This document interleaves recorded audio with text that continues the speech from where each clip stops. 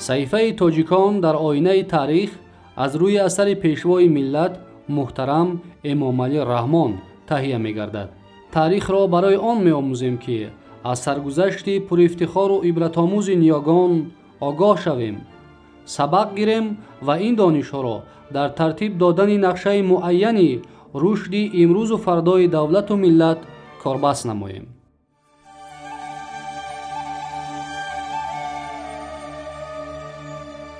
ادامه صحیفه تاجیکان در آینه تاریخ. باب 4. سلسله تورانیان و احیای دولتداری و تمدن آریایی. آثار دیگر ادبیات پهلوی که قبلا با زبان پهلوی اشکانی انشا شده، سپس به زبان پهلوی ساسانی پارسیک تحریر و تکمیل و برگردان شده است، داستان منظوم درخت اسوری می باشد. این داستان در وزن هجا، مصرع‌هایش 10-15 هجایی آفریده شده، در شکل مناظره درخت اسوری که نخل خرمای سوریانی می باشد و بز تألیف گردیده است. احتمال می رود که این داستان قبلا جنبه شفاهی داشته، شاید در مذمت اشرافان اجنبی یعنی سلیوکی ها گفته شده است، زیرا درخت سوریانی به ارکان دولت و باششگاه مرکزی سلیوکیان که در قلمرو سوریه و بابل بود یک شباهت و نسبت عجیب دارد.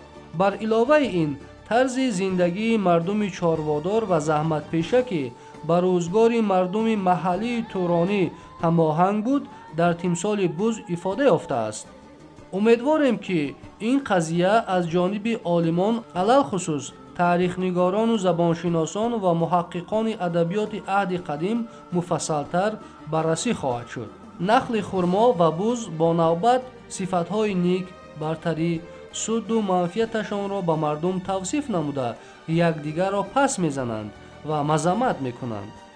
مناظره آنها از آب و رنگ بدیعی و تصویرهای خاطرمان بای بوده توجه نگارنده به تمثال بز بیشتر است.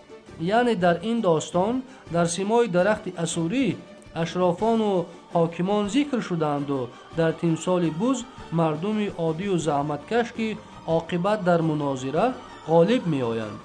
جالب دقت است که درخت اسوری صاحب تنه خشک، ریشه پوسیده بوده، فقط ظاهراً سبز است. آن لحظه نیز جالب دقت است که درخت اسوری بیگانه غیر وطنی می باشد. آثار ادبی یادگار زریران، درخت اسوری و دیگر یادگاری‌های گرانمایه معماری و هیکل‌تراشی عهد اشکانیان گواه است که دولت صاحب استقلال پارت فرهنگ و تمدن آریایی را عمری دوباره بخشید.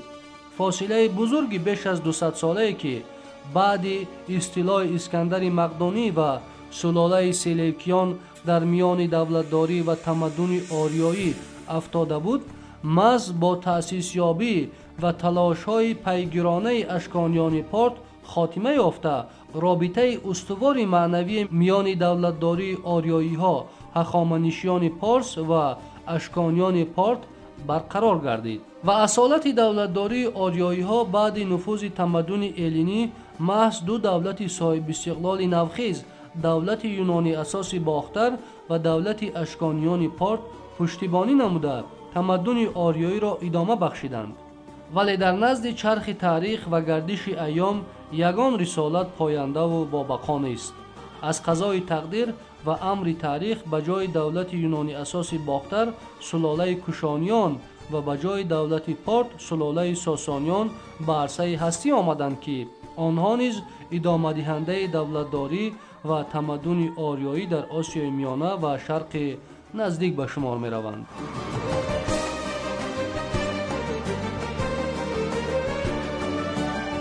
صحیفه تاجیکان در آینه تاریخ ادامه دارد.